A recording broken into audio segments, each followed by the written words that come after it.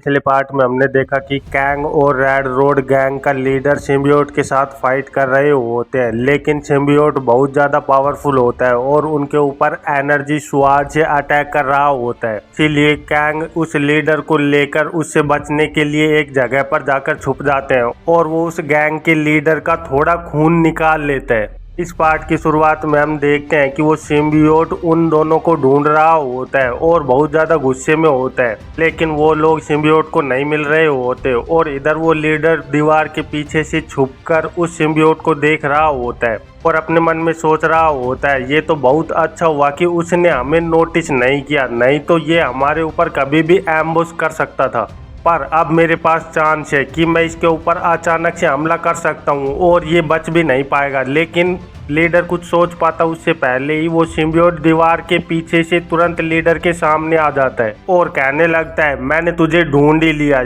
अचानक से सिम्बियोट की आवाज़ सुनकर लीडर बहुत ज़्यादा घबरा जाता है और उसे कुछ समझ नहीं आ रहा होता कि अब उसे क्या करना चाहिए, लेकिन वो कुछ कर पाता उससे पहले ही सिम्बियोट उसके ऊपर एक अटैक कर देता है, जिसकी वजह से वो दूर उड़ता हुआ दीवार से जाकर टकराता है और घायल हो जाता है। वो अटैक इतना ज़्यादा पावरफुल होता है कि उसकी वजह से लीडर बहुत ज़्यादा चिल्ला रहा होता है, लेकिन फिर वो अपने आप को संभालते हुए अपने हाथ के अंदर एक खून की बोतल को बाहर निकालता है और उसे लेते हुए सीधे सिम्बियोट की ओर फेंक देता है और कहने लगता है ले पहले इसे खा। उस बोतल को सिम्बियोट जब देखता है तो उसे कुछ समझ नहीं आता, इसीलिए वो अच्छी तरह से लीडर को चेक करने लगता है और तब उसे पता चलता है कि लीडर के हाथ के ऊपर एक पट्टी लगी हुई है, जिसे देखकर वो सोचने लगता है ये क्या हो रहा है, इसके हाथ के ऊपर एक वूंड है, इसका मतलब ये है कि इस बोतल के अंदर रेबेल का ब्लड है। और फिर तुरंत ही वो सिम्बियोट जल्दी से एक सीटी बजाता है, जिसकी वजह से वहां पर बहुत सारे स्कैर्ब आ जाते हैं और उस ब्लड की बोतल को हवा में ही तोड़ देते हैं, जिसकी वजह से वो ब्लड उस सिम्बियोट तक नहीं पहुंच पाता और रास्ते में ही बिखर कर रह जाता है। ये देखते हुए तो लीडर और भी ज्यादा गुस्सा करने लगता है और कहने लगता है सच में ये बग्स इसने मेरा पूरा का पूरा प्लान बिगाड़ दिया है। लेकिन इधर हम उस सिम्बियोट को देखते हैं जो कि हंसते हुए कहने लगता है तुझे क्या लगता है कि तू तेरी ऐसी छोटी मोटी स्किल से मुझे सील कर पाएगा? सच में तू कितना ज्यादा अनलकी है कि तेरा प्लान ऐसे ही फेल हो गया और मुझे ज्यादा कुछ करना भी नहीं पड़ा। ये कहते हुए वो सिम्बियोट जल्दी से अपने हाथ के अंदर एक एनर्जी स्वॉर्ड को बनाने लगता है, उस स्वॉर्ड से उस लीडर के ऊपर अटैक करने के लिए तैयार हो जाता है और कहने लगता है अब तेरी जिंदगी का ये आखिरी क्षण है, इसीलिए अब तुरंत ही मर जा। लेकिन इधर हम कैंग को देखते हैं जो कि मुस्कुराते हुए कहने लगता है क्या प्लान फेल हो गया? सच में तुझे ऐसा लगता है? और कैंग जल्दी से अपनी क्रॉसबो की मदद से बहुत सारे एरो उस सिम्बियोट के ऊपर शूट कर देता है, जो कि सीधे जाकर उस सिम्बियोट की बॉडी में धंस जाते हैं। कैंग के अचानक हुए हमले की वजह से सिम्बियोट को कुछ भी समझ नहीं आ रहा होता और वो उस अटैक को ब्लॉक भी नहीं कर पाता, जिसकी वजह से वो बहुत ज़्यादा कंफ्यूज होता है। लेकिन इधर कैंग कहने लगता है तूने जिस चीज को ब्लॉक किया था वो उस रमाना रिबेल का ब्लड नहीं था, बल्कि एक अनलाइसेंस हीलर का ब्लड था। इधर हम उस सिम्बियोट को देखते हैं जिसकी बॉडी के अंदर कुछ रिएक्शन होने लगते हैं और उसकी बॉडी के अंदर से माना फ्लो होने लगता है। तो उस सिम्बियोट की ऐसी हालत देखकर लीडर हंसते हुए कहने लगता है हमने तुझे उल्लू बनाया है, क्योंकि मेरा ब्लड जिस चीज के अंदर था वो इन एरो के अंदर था। उस ब्लड की वजह से सिम्बियोट की बहुत ज़्यादा बुरी हालत हो गई होती है और उसकी सारी एनर्जी ड्रेन हो रही होती है, जिसकी वजह से वो दर्द में चिल्ला रहा होता है। पर इधर हम कैंग को देखते हैं जो कि एक इविल स्माइल के साथ उस सिम्बियोट को देख रहा होता है और कहने लगता है सच में कितनी ज़्यादा शर्म की बात है कि तेरा जैसा इंटेलिजेंट मॉन्स्टर ऐसे छोटे से प्लान में फंस गया। अभी हम देखते हैं कि उस सिम्बियोट के ऊपर एक कांच की बोतल जाकर लगती है और वो टूट जाती है और उस बोतल के अंदर से कुछ नीला द्रव्य निकलकर उसके ऊपर गिरने लगता है, जिसकी वजह से उसके शरीर के ऊपर और भी ज़्यादा रिएक्शन होने लगते हैं और उसकी एनर्जी तेजी से ड्रेन होने लगती है। तो कैंग एक और बोतल को बाहर निकालकर उछालते हुए कहने लगता है तुझे हराने के लिए माना पोशन से अच्छी चीज और कुछ भी नहीं हो सकती, क्योंकि अब जब तूने माना रिबेल के ब्लड को अब्जॉर्ब कर लिया है तो अब ये माना तेरे लिए किसी जहर से कम नहीं है। क्योंकि ये जैसे ही तेरे शरीर को टच करेंगे तो ये बॉम्ब की तरह एक्सप्लोड होंगे। इधर हम उस सिम्बियोट को देखते हैं जिसकी हालत उन माना पोशंस की वजह से बहुत ज़्यादा खराब हो गई होती है और वो कुछ भी नहीं कर पा रहा होता। इधर कैंग अपने मन में सोच रहा होता है कि मैं अगर इसकी गर्दन को पकड़कर इस सिम्बियोट को बाहर निकालूंगा तो इस लीडर का दोस्त मारा जाएगा, क्या मुझे इसको ट्राई करना चाहिए। और फिर हम देखते हैं कि कैंग अपनी दूसरी स्किल एक्सट्रैक्शन को चेक करने लगता है। इसकी वजह से वो अगर किसी बॉडी के अंदर किसी दूसरे सब्सटेंस को सेंस कर सकता है तो वो उसे बाहर भी निकाल सकता है। और फिर कैंग उस स्किल को यूज करने लगता है जिसकी वजह से उसके हाथ के ऊपर एक रोशनी आने लगती है और वो रोशनी उससे थोड़ी दूर जाकर एक कंकाल के हाथ में बदलने लगती है जो कि कैंग के हाथ को ही रिपीट कर रही होती है। और कैंग जिस तरह से अपने हाथ की उंगलियां हिला रहा होता है उस तरह से ही उस कंकाल की हड्डियां भी हिल रही होती हैं। तो कैंग उसे देखते हुए सोचने लगता है, ओह अब मुझे पता चला कि ये स्किल आखिरकार कैसे काम करती है, चलो फिर इसे यूज करता हूँ। और फिर कैंग उस स्केलेटन के हाथ को सीधे ले जाकर उस सिम्बियोट की बॉडी के ऊपर रख देता है जिसकी वजह से उसका वो हाथ उस सिम्बियोट की बॉडी के अंदर जाने लगता है और एक झटके में ही उस सिम्बियोट को उस लीडर के दोस्त बिल की बॉडी से बाहर खींच लेती है। जैसे ही सिम्बियोट की बॉडी उसके शरीर से बाहर आती है तो कैंग तुरंत ही उसके ऊपर एक खतरनाक किक मारता है जिसकी वजह से वो सिम्बियोट शांत हो जाता है और कैंग अपने डैगर को लेकर उस सिम्बियोट को खत्म करने के लिए तेजी से आगे बढ़ता है जिसे देखकर वो सिम्बियोट बहुत ज्यादा घबरा जाता है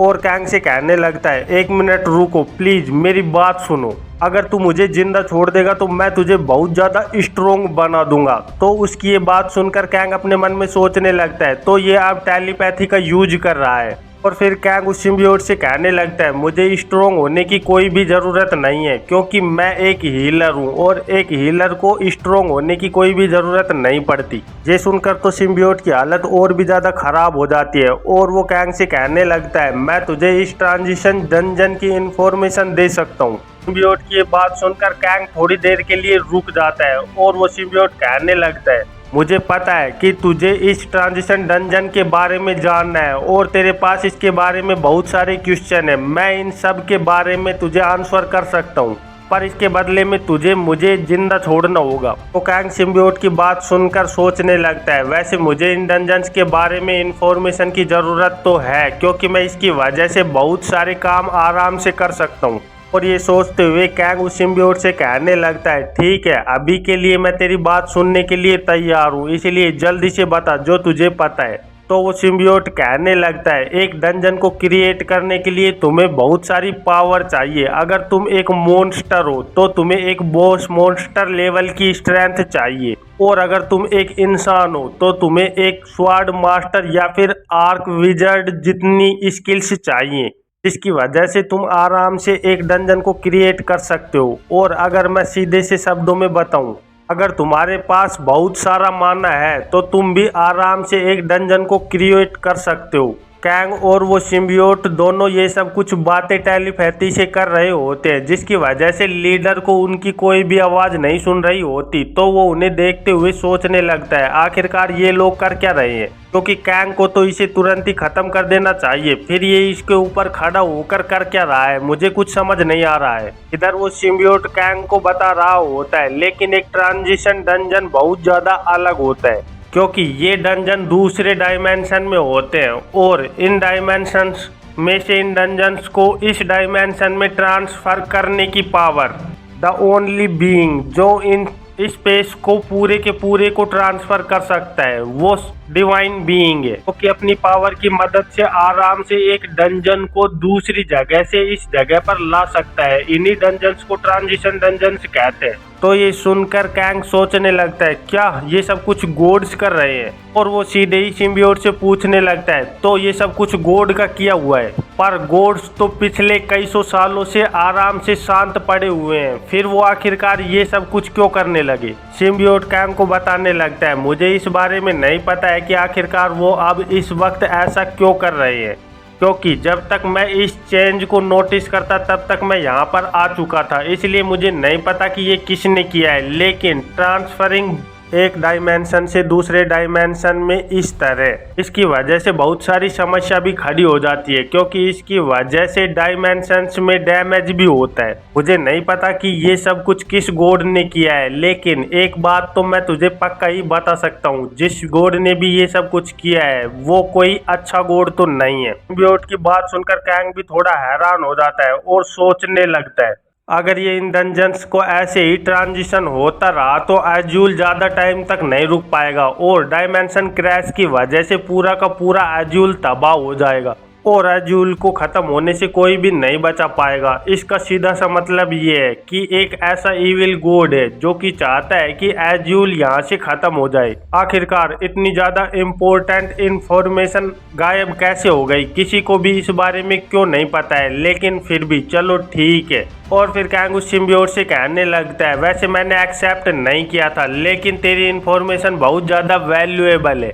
और ये कहते हुए कैंग उस सिम्बियोट के ऊपर से अपना पैर हटाने लगता है, लेकिन जैसे ही वो अपना पैर हटाता है तो सिम्बियोट तुरंत ही हरकत में आ जाता है और तेजी से कैंग के ऊपर अटैक करने के लिए आगे बढ़ जाता है और कहने लगता है, ये तेरी सबसे बड़ी गलती थी कि तूने अपने गार्ड को डाउन कर लिया। और फिर वो सीधे जाकर कैंग की बॉडी के अंदर घुसने लगता है, जिसे देखकर लीडर भी बहुत ज़्यादा शॉक हो जाता है और वो चिल्लाते हुए कहने लगता है, कैंग। वो लीडर कुछ कर पाता उससे पहले ही वो सिम्बियोट सीधे कैंग की बॉडी के अंदर चला गया होता है और कैंग को देखकर ऐसा लग रहा होता है कि वो अब पूरी तरह से सिम्बियोट के कंट्रोल में है, क्योंकि उसकी आंखें भी चेंज हो गई होती हैं। और यहीं इस चैप्टर का अंत हो जाता है। नेक्स्ट पार्ट की शुरुआत में हम देखते हैं कि कैंग के ऊपर सिम्बियोट पूरी तरह से हावी हो गया होता है और वो कैंग को दिमाग में ही बोल रहा होता है, ओबे मी, ओबे मी। इधर कैंग को ऐसी हालत में देखकर वो लीडर भी बहुत ज़्यादा घबरा रहा होता है और वो बार बार चिल्लाकर कैंग का नाम ले रहा होता है, लेकिन कैंग उसकी कोई भी बात को नहीं सुन रहा होता और कैंग के अंदर से बहुत ज़्यादा ग्रीन एनर्जी बाहर निकल रही होती है। तो कैंग को देखते हुए वो लीडर कहने लगता है, कैंग जल्दी से जागो, नहीं तो तुम पूरी तरह से ख़त्म हो जाओगे। इधर हम कैंग के दिमाग के अंदर देखते हैं, जहाँ पर सिम्बियोट कैंग से बोल रहा होता है, सच में तेरी बॉडी बहुत ज़्यादा स्ट्रोंग है, ये मुझे बहुत ज़्यादा पसंद आई। मैं तेरी परफेक्ट बॉडी की मदद से आराम से इस वर्ल्ड को डिस्ट्रॉय कर सकता हूँ। लेकिन तभी कैंग कहने लगता है, सच में तू बहुत ज़्यादा जिद्दी कीड़ा है।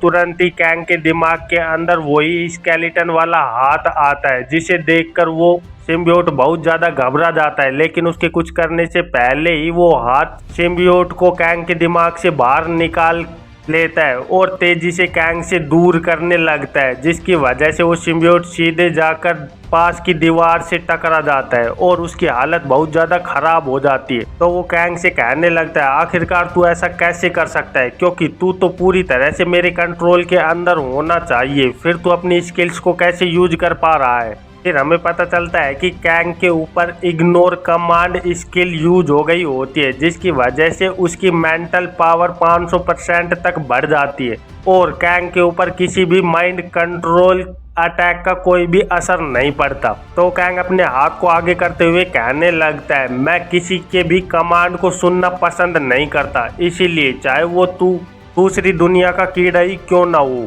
और हम देखते हैं कि कैंग तुरंत वहाँ से उछलकर उस सिम्बियोट के ऊपर अटैक करने के लिए आगे बढ़ जाता है और जल्दी से अपने हाथ के अंदर उस डैगर को अपेयर करते हुए उस सिम्बियोट से कहने लगता है, बाय बाय, और अपने डैगर के एक ही स्लैश से उस सिम्बियोट के 2 टुकड़े कर देता है, जिसकी वजह से उस सिम्बियोट के अंदर से ग्रीन फ्लूइड बाहर गिरने लगता है और यहीं उस सिम्बियोट की कहानी खत्म हो जाती है। तो कैंग धीरे धीरे कर उस लीडर की ओर बढ़ने लगता है और उस लीडर से पूछने लगता है, मिस्टर लैफ्नी, क्या तुम ठीक हो? पर कैंग को इस तरह से फाइट करते हुए देखकर वो लीडर बहुत ज़्यादा घबराया हुआ होता है और वो कैंग से पूछने लगता है, आखिरकार तुम कौन हो? तो कैंग उसे कहने लगता है, मैं वो हीलर हूँ जो तुझे फिक्स करने वाला है। और फिर कैंग अपनी ऑब्जर्व आई को यूज करते हुए उस लीडर को चेक करने लगता है, तो उसकी स्टेटस इफेक्ट स्क्रीन कैंग के सामने आ जाती है और कैंग को पता चलता है कि उसे बहुत ज़्यादा ब्लीडिंग हो रही है, जिसकी वजह से उसका बहुत ज़्यादा ब्लड लॉस हो चुका है। तो उसकी हालत को देखते हुए कैंग सोचने लगता है, सच में ये तो मैंने सोचा था उससे भी ज़्यादा खराब है, और जब ये इंजर्ड था तो मैंने इसका बहुत सारा ब्लड भी निकाल लिया था, इसीलिए मैं नहीं चाहता कि मैं इसकी मौत का जिम्मेदार बनूं। इसके लिए मुझे कुछ ना कुछ तो करना ही होगा और इसे अभी ब्लड की सख्त ज़रूरत है। पर मैं इस वक्त ब्लड का कहाँ से इंतज़ाम करूं, क्योंकि इस वक्त मुझे माना रेबेल का ब्लड कहाँ पर मिलेगा, मुझे कुछ भी नहीं समझ आ रहा है। अब तो मेरे पास सिर्फ एक ही रास्ता बचा हुआ है। और कैंग अपनी स्टेटस स्क्रीन को चेक करने लगता है, जहाँ पर उसकी क्वेस्ट कलेक्ट 10,000 पॉइंट होती है और उसके रिवार्ड में उसे एक स्टार स्किल मिलनी होती है, और कैंग के पॉइंट 11,302 हो चुके होते हैं। तो कैंग अपनी स्क्रीन को चेक करते हुए सोचने लगता है, मुझे पता है कि तुम मुझे देख रहे हो मिस्टर एडमिन, इसीलिए अच्छा यही रहेगा कि तुम मुझे एक ऐसी स्किल दो जिसकी मुझे इस वक्त बहुत ज़्यादा ज़रूरत है। और तभी कैंग के सामने क्वेस्ट कंप्लीट की स्क्रीन आती है और उसकी रोटेशन व्हील घूमने लगती है। तो उसे देखकर कैंग भी बहुत ज़्यादा शॉक हो जाता है और सोचने लगता है ये, और हमें पता चलता है कि कैंग को एक नई स्टार स्किल मिल गई होती है जिसका नाम डिसमेंटल होता है, जिसकी मदद से वो आराम से किसी भी मटेरियल की स्टेट को वापस से रिवर्ट कर सकता है, और ये स्किल 100% सक्सेस रेट के साथ आती है। तो कैंग जल्दी से अपने हाथ के अंदर माना रेबेल ब्लड एरो को समन करने लगता है और उस एरो को देखते हुए सोचने लगता है, अगर मैं अपनी डिसमेंटल स्किल की मदद से इस एरो को डिसमेंटल करूं तो क्या मुझे ब्लड वापस से मिल सकता है, ये तो मुझे चेक करना ही होगा। और फिर कैंग जल्दी से अपनी डिसमेंटल स्किल को उस एरो के ऊपर यूज करता है, जिसकी वजह से वो एरो टूटने लगती है और ब्लड के अंदर कन्वर्ट होने लगती है, और कैंग के सामने सिस्टम स्क्रीन आ जाती है, इन्वेंटरी एक्वायर्ड माना रिबेल्स ब्लड। और फिर हमें कुछ देर बाद का सीन दिखाया जाता है, जहां पर वो रेड रोड गैंग के पहले वाले मेंबर आ गए होते हैं, जिनमें से वो लड़की खुश होते हुए कहने लगती है, ये जाग गया, आखिरकार ये जाग ही गया। इधर वो दूसरा लड़का रोते हुए देखकर कहने लगता है, क्या तुम ठीक हो। और हमें पता चलता है कि वो लोग लीडर को देखकर ये सब कुछ कह रहे होते हैं, पर लीडर को कुछ भी समझ नहीं आ रहा होता कि आखिरकार यहाँ पर चल क्या रहा है। तो वो अपने साथियों से पूछने लगता है, आखिरकार मैं यहाँ पर क्यों लेट रहा हूँ, यहाँ पर क्या हुआ है, मुझे सारी बात अभी जाननी है, इसीलिए जल्दी से मुझे बताओ कि यहाँ पर चल क्या रहा है। पर तभी कैंग धीरे से उस लीडर की ओर बढ़ने लगता है और लीडर से कहने लगता है, यहाँ से थोड़ा सा भी मत हिलना, क्योंकि तू थोड़ी देर पहले लगभग मर ही गया था, और अगर मैं तुझे टाइम पर नहीं बचाता तो तू पक्का ही मर जाता। तो कैंग की बात सुनकर और उन ब्लड बोतल्स को देखते हुए वो लीडर सोचने लगता है, वैसे इसने मेरे ऊपर इस बार तो ये एहसान किया ही है। इधर बाकी के मेंबर उस बिल को चेक कर रहे होते हैं और उसे हिलाते हुए पूछ रहा होता है, बिल क्या तुम ठीक हो, क्या तुम मर गए हो। तो कैंग उस मेंबर से कहने लगता है, हाँ ये अभी जिंदा है और ठीक है, लेकिन ये अभी इस वक्त एक पेशेंट है। तो कैंग की बात सुनकर वो टीम का मेंबर कहने लगता है, थैंक यू हीलर कैंग। तो कैंग मुस्कुराते हुए कहने लगता है, थैंक यू कहने की कोई ज़रूरत नहीं है, क्योंकि ये तो मेरा काम है कि पेशेंट की ज़िंदगी बचाऊं। और फिर कैंग एक इविल स्माइल के साथ सोचने लगता है, वैसे आज बहुत ज़्यादा चीज़ें हुई हैं, और जब से मैं उस एडमिन गाय से मिला हूँ उसके बाद मेरे साथ बहुत सारी ऐसी चीज़ें होती ही जा रही हैं। मुझे ये चीज़ तो पता लगानी ही होगी कि आखिरकार मैं यहाँ पर क्यों लाया गया हूँ। पर तभी कैंग के पीछे से दीवार फटने की आवाज़ आने लगती है, जिसकी वजह से कैंग बहुत ज़्यादा घबरा जाता है और वो पीछे मुड़कर देखता है तो उसके आसपास की सारी चीजें टूटकर नीचे गिर रही होती हैं,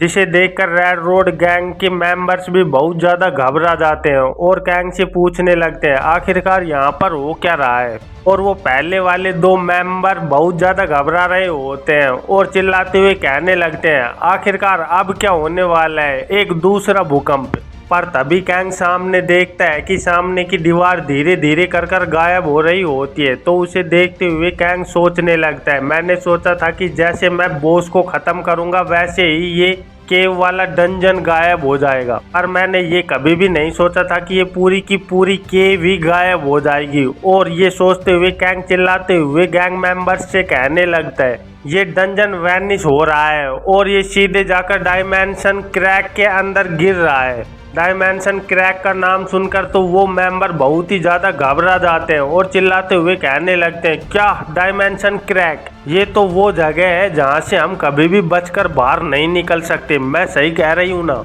पर इधर हम कैंग को देखते हैं जो कि अपने डैगर की मदद से तेजी से उस बॉस मॉन्स्टर की बॉडी को काट डालता है और उस बॉडी के अंदर अपना हाथ डालकर कुछ ढूंढ रहा होता है। तो उसे ऐसा करते हुए देखकर पीछे खड़ा हुआ मेंबर कैंग से पूछने लगता है, हीलर कैंग, आखिरकार तुम क्या कर रहे हो? पर तभी कैंग उस बॉडी के अंदर से एक मार्बल को बाहर निकालता है और कहने लगता है, आखिरकार मुझे मिल ही गया। और उस मेंबर को बताने लगता है, हम इस चीज की मदद से आराम से एक एस्केप पोर्टल बना सकते हैं। फिर हमें पता चलता है कि वो आइटम बॉस मॉन्स्टर कोर होता है जो कि एक लो टायर बॉस का कोर है। फिर कैंग जल्दी से उस मार्बल को मिस्टर रोसेंट की ओर फेंक देता है और कहने लगता है, मिस्टर रोसेंट, जल्दी से इसके अंदर अपने माना को प्योर करो। और रोसेंट जल्दी से उस मार्बल को कैच करते हुए कहने लगता है, ठीक है, मैं अभी करता हूँ। और वो उस मार्बल के अंदर अपने माना को डालने लगता है जिसकी वजह से वो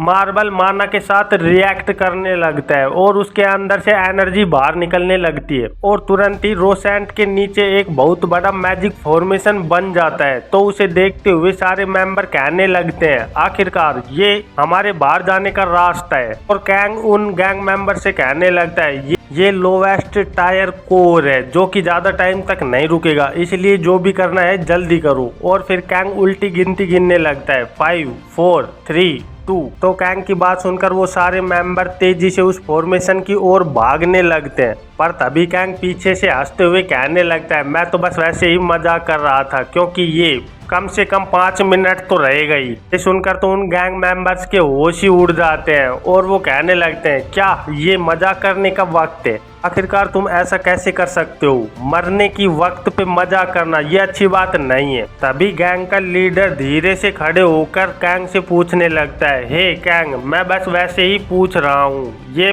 पोर्टल ब्रेक तो नहीं होगा क्योंकि मैं एक माना रेबेल हूँ और अगर मैं इसे यूज करूंगा तो कहीं कोई प्रॉब्लम तो नहीं होगी? क्योंकि अगर इसकी वजह से कोई प्रॉब्लम होगी तो मैं यहीं पर रुक जाऊंगा, तुम्हें चिंता करने की जरूरत नहीं है। तो उस लीडर की बात सुनकर कैंग मन में सोचने लगता है, वैसे लास्ट में ये एक बहुत अच्छा लीडर है। और फिर वो उस लीडर से कहने लगता है, तुम्हें ज्यादा चिंता करने की जरूरत नहीं है क्योंकि हमने उस कोर के अंदर जब माना प्योर किया था तो बस उस कोर को तोड़ने के लिए, और जैसे ही वो कोर टूटा उसके बाद उसके अंदर कोई भी माना नहीं रहा और ये पोर्टल जब खुला है तो इसके अंदर भी कोई भी माना नहीं है। और ये कहते हुए कैंग धीरे धीरे कर उस मैजिक फॉर्मेशन की ओर बढ़ने लगता है और सोचने लगता है, मुझे ऐसा क्यों महसूस हो रहा है कि मैं कुछ तो मिस कर रहा हूँ। अभी कैंग को कुछ याद आता है और कैंग बहुत ज्यादा घबरा जाता है जिसकी वजह से वो पूरा सफेद पड़ जाता है क्योंकि वो किसी और को नहीं बल्कि किम को भूल गया होता है जो कि केव के अंदर ही कहीं पर सो रहा होता है।